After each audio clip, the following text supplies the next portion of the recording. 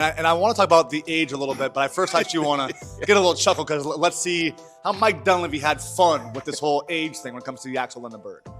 Age is obviously kind of, I guess, a question mark with him. How much did that factor into the decision, and I guess why aren't you worried about that? Yeah, I mean, he's what, 20? He's 23, almost 24. He's not. Man, I'm not worried because he's not 38.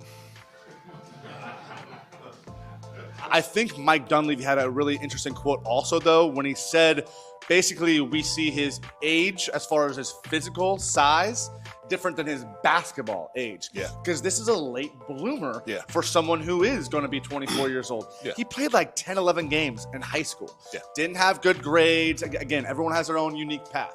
Then he goes junior college.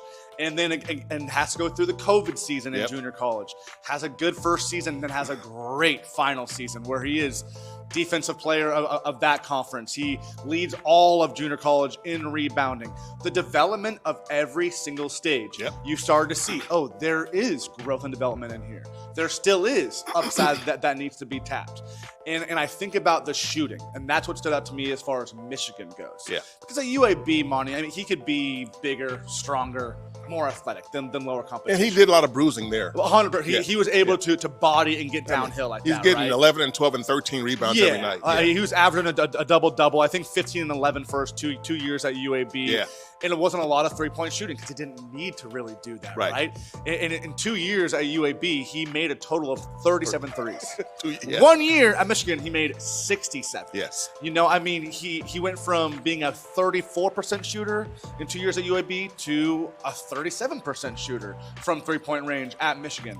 So my whole point is, don't just stare at the number with the age. Look at the development, look at the growth, and know that upside is still there. Yeah, I think Mike said that he probably played 6-7 years of organized basketball. But even at 24, I mean, generally an NBA player's peak should be anywhere from like 27 to like 31, 32. So there is still a lot of growth potential there.